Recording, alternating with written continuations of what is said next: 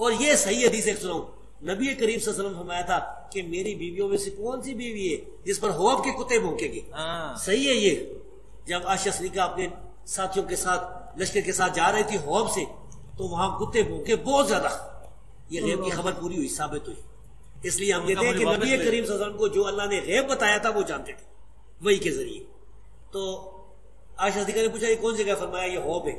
انہوں نے کہا فرمایا مجھے تو حدیث یاد آ گئی، میں واپس آنا چاہتی ہوں.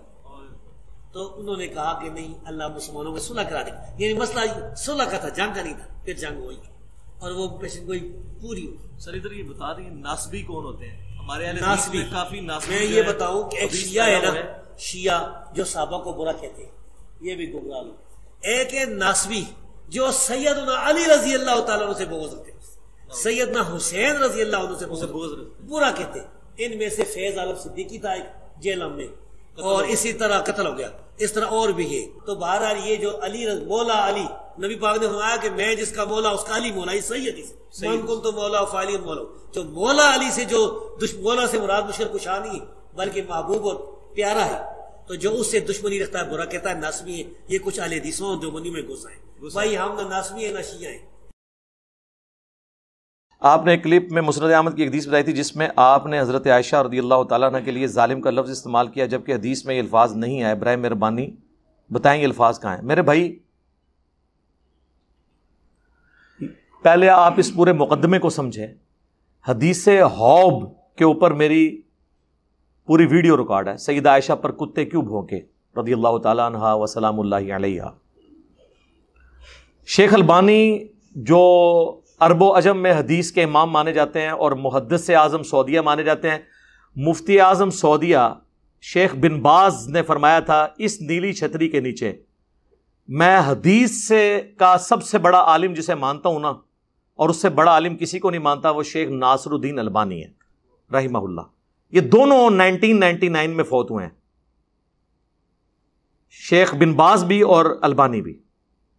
انہوں نے باقاعدہ سلسلہ احادیث صحیحہ میں ایک پورا باب باندھا ہے حدیث حوب پہ، کتوں والی حدیث، حوب کی جگہ پر جو کتے بھونکے تھے. اور وہ حدیث لے کے آئے. مسند امام احمد میں حدیث موجود ہے، مجموع الزوائد کے اندر موجود ہے، اور کئی کتابوں میں. نبی علیہ السلام نے فرمایا میری ایک بیوی کا کیا حال ہوگا جب حوب کے کتے بھی اس پہ بھونکیں گے.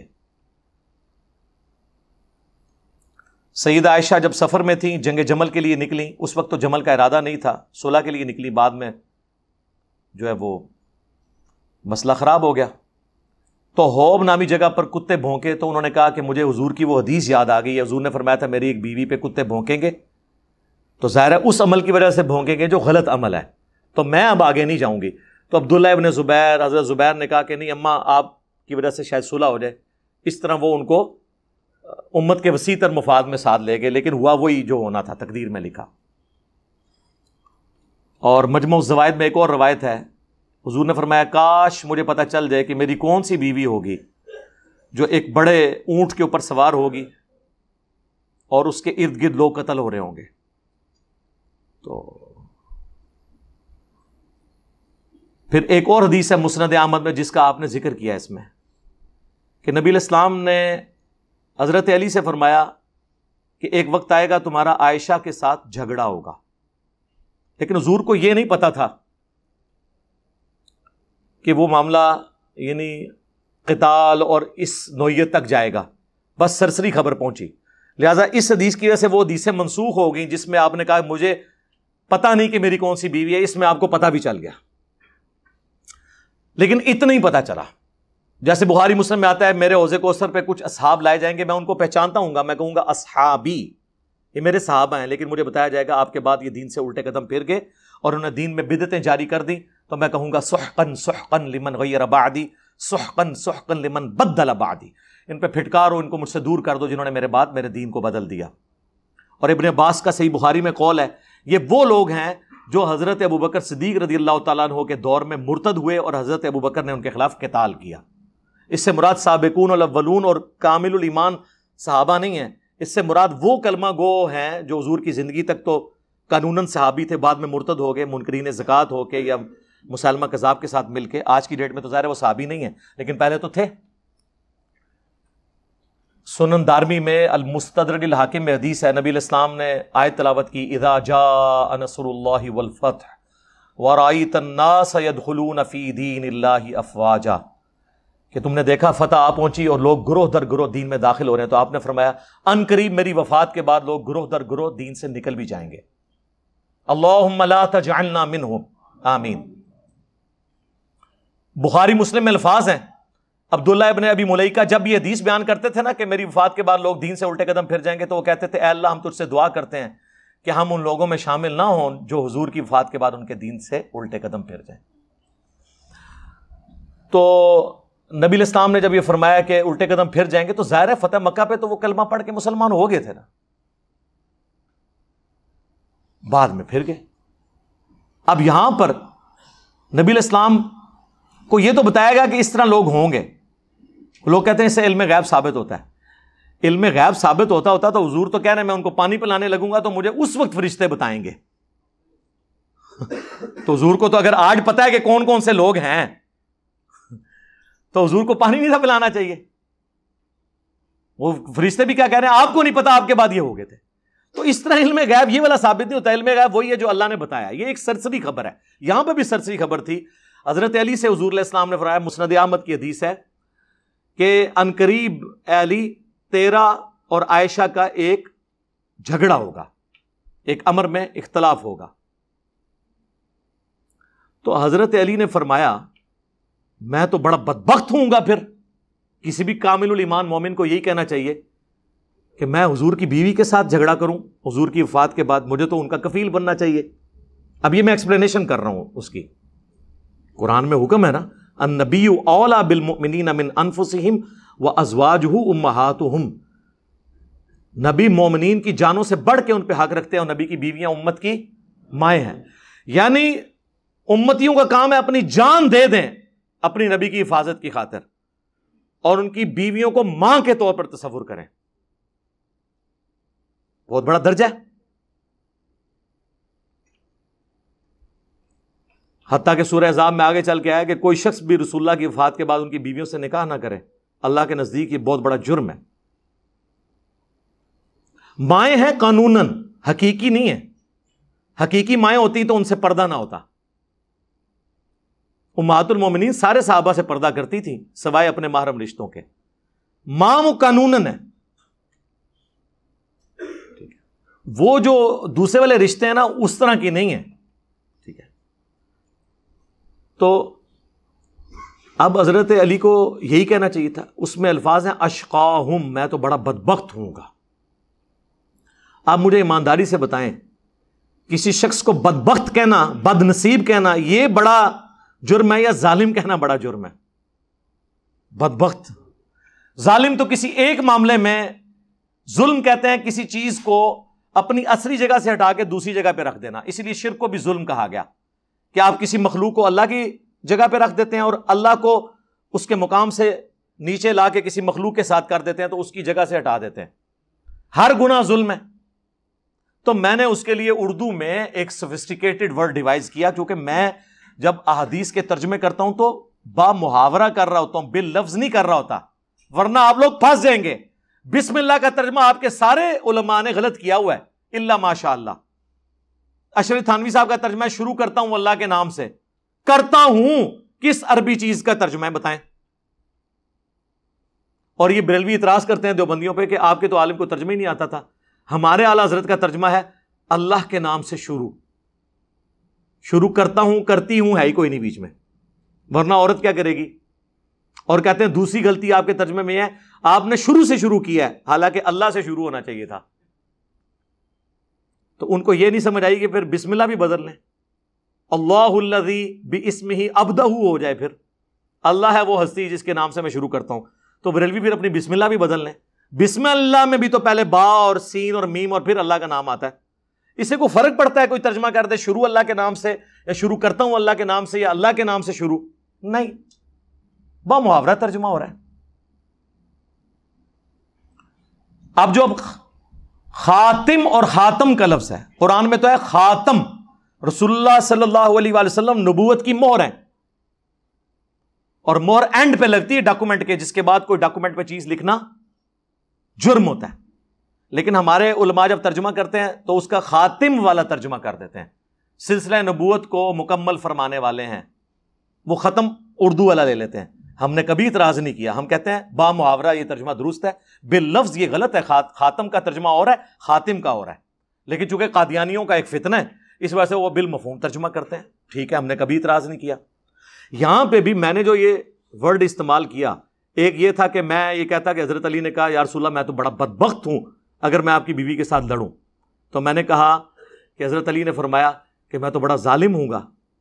تو میں نے ہلکا ورڈ اس کے لیے یوز کیا کیونکہ میں محاورہ ترجمہ کر رہا تھا. آپ کو زیادہ شوق ہے تو آپ وہ ترجمہ کر لیں پھر, اشقاہم, میں تو بڑا بدبخت ہوں, نعوذ باللہ. تو نبی علیہ السلام نے فرمایا لا, نہیں, لیکن یہ بات اس وقت کی جاتی ہے جب بالکل اس کے اپوزٹ بات ہو. لا الہ الا اللہ, نہیں کوئی معبود سوائے اللہ کے. جب حضرت علی کہہ رہے ہیں کہ میں حضرت عائشہ کے ساتھ جب جھگڑا ہوگا تو میں تو بڑا بدبخت ہوں گا, یا ہلکے الفاظ میں بڑا ظالم ہوں گا, تو حضور نے فرمایا نہیں, لیکن جب ایسا ہو تو تم اسے وہاں پہ پہنچا دینا جہاں سے وہ آئی تھی. تو اس کا مطلب کیا ہوا؟ جب دو بندے جھگڑا کریں اور ایک شخص کہ کیا میری یہ بدبختی ہے کہ میں آپ کی بیوی کے ساتھ لڑوں گا یا میرا یہ ظلم ہے, تو حضور کہیں نہیں, لیکن کب کہا جاتا ہے؟ جب وہ معاملہ دوسرے کی طرف پلٹ رہا ہو. تو اردو میں زبان میں ایسی بات ہوتی ہے. اور اگر آپ کے دونوں ٹھیک ہیں تو وہ جو 10,000 بندہ جنگ جمل میں مرا ہے اس کا خون کس کے سر پہ تلاش کریں؟ دنیا کی کسی عدالت میں آپ کیس لے جائیں اور آپ کہیں جی مارنے والا بھی جو ہے اور مرنے والا بھی دونوں حق پہ ہیں, کو مانے گا؟ جبکہ حدیث ہو بھی موجود ہو کہ میری بیوی کا کیا حال ہوگا جب کتے اس پہ بھونکیں گے. اس حدیث کو شیخ زبیر لذیذ صاحب نے صحیح کہا, ویڈیو میں ریکارڈڈ ہے. شیخ البانی نے صحیح کہا, آج تک کسی نے اس کو ضعیف نہیں کہا. اور یہ صحیح حدیث ایک سنو, نبی کریم صلی اللہ علیہ وسلم فرمایا تھا کہ میری بیویوں میں سے کون سی بیوی ہے جس پر خوف کے کتے بھونکیں گے. صحیح ہے یہ. جب عائشہ صدیقہ اپنے ساتھیوں کے ساتھ لشکر کے ساتھ جا رہی تھی خوف سے, تو وہاں کتے بھونکے بہت زیادہ. یہ غیب کی خبر پوری ہوئی, ثابت ہوئی. اس لیے ہم کہتے ہیں کہ نبی کریم صلی اللہ علیہ وسلم کو جو اللہ نے غیب بتایا تھا وہ جانتے تھے وہی کے ذریعے. تو عائشہ صدیقہ نے پوچھا یہ کون جگہ؟ فرمایا یہ خوف ہے. انہوں نے کہا فرمایا مجھے تو حدیث یاد آ گئی, میں واپس آنا چاہتی ہوں.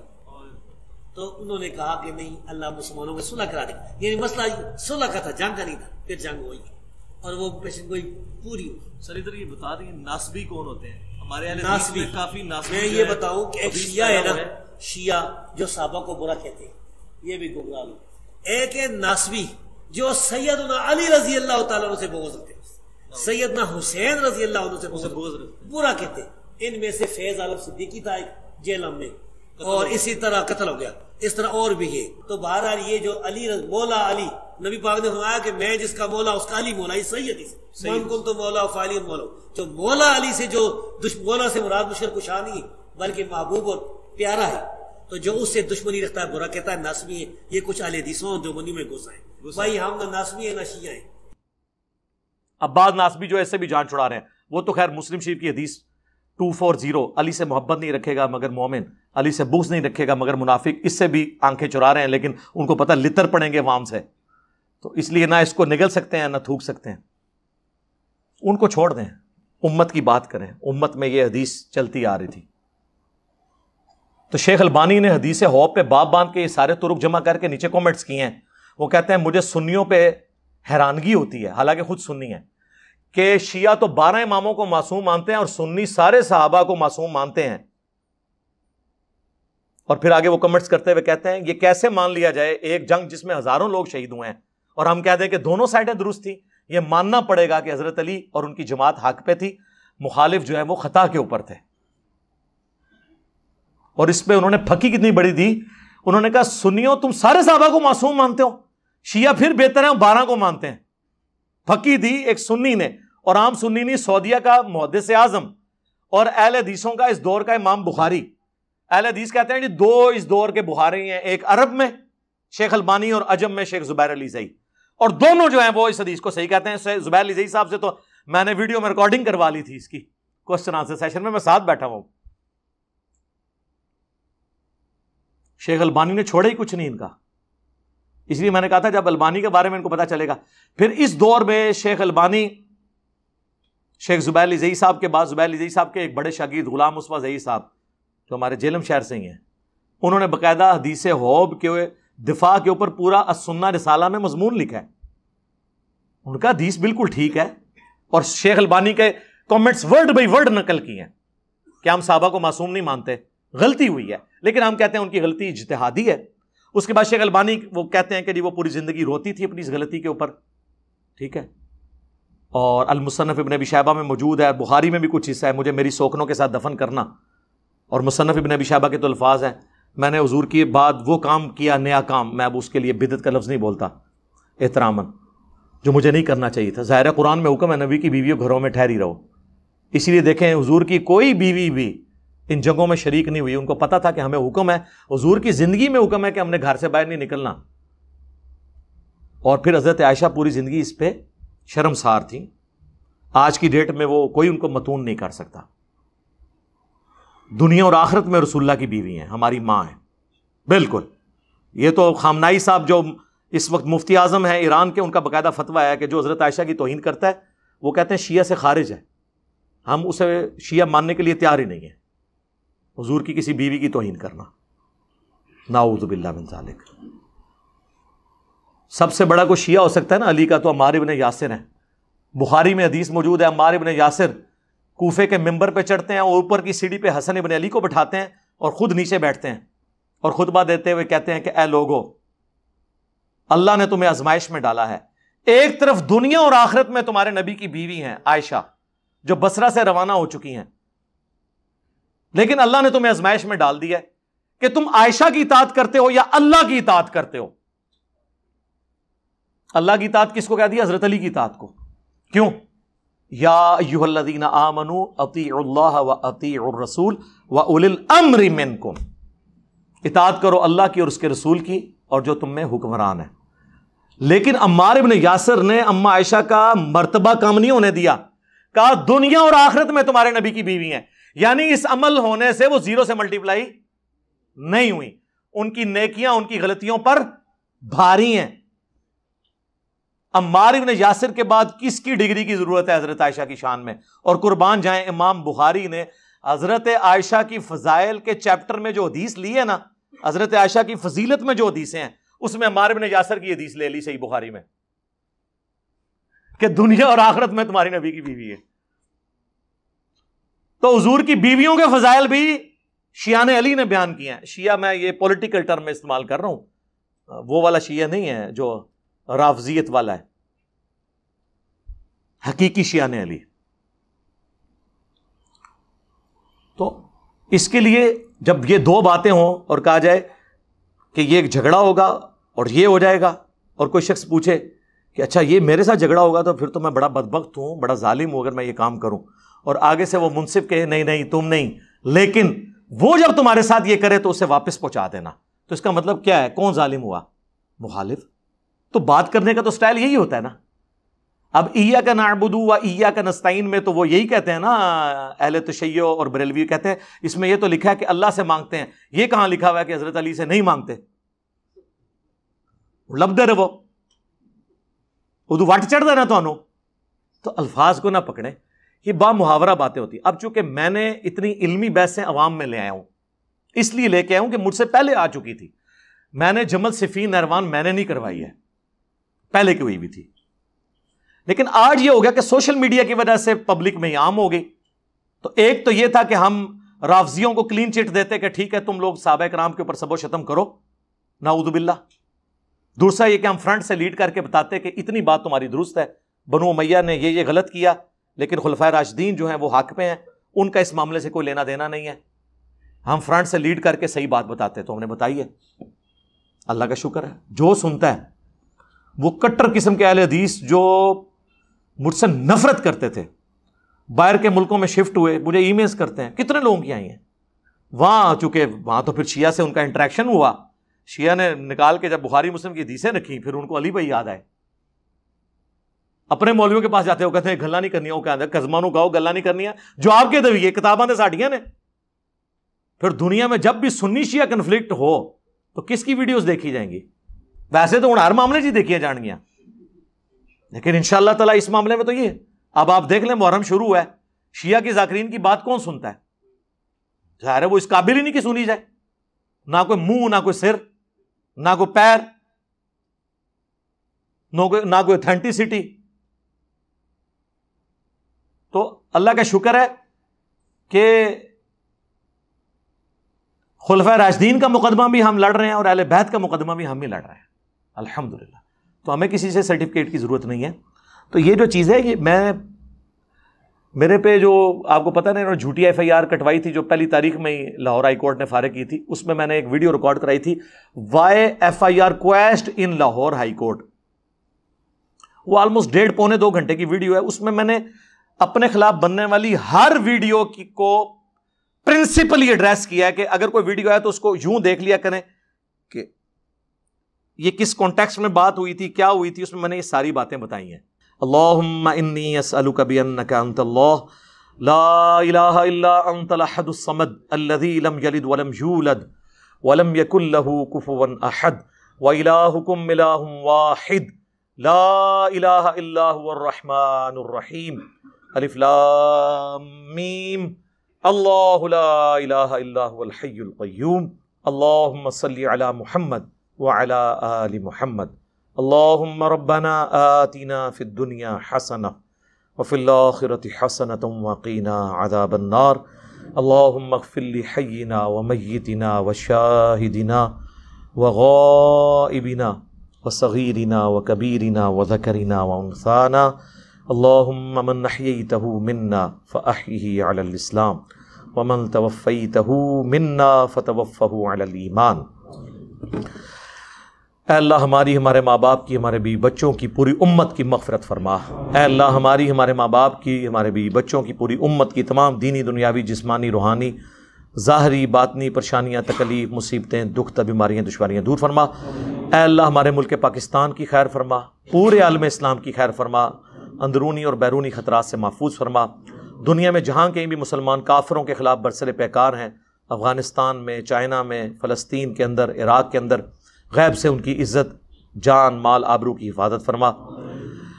اے اللہ جن جن بھلائیوں کا سوال تیرے محبوب علیہ السلام نے تجھ سے کیا، ہمارے حق میں، ہمارے ماں باپ کے حق میں، ہمارے بیوی بچوں کے حق میں، پوری امت کے حق میں قبول و منظور فرما. اور جن جن چیزوں کے شر سے تیرے محبوب علیہ السلام نے تیری پناہ طلب کی، ہمیں، ہمارے ماں باپ کو، ہمارے بیوی بچوں کو، ہمارے گھر والوں کو، پوری امت کو ان چیزوں کے شر سے اپنی پناہ عطا فرما. حاضرین کے دلوں میں جو جو نیک اور جائز دعائیں ہیں اپنی بارگاہ میں قبول و منظور فرما.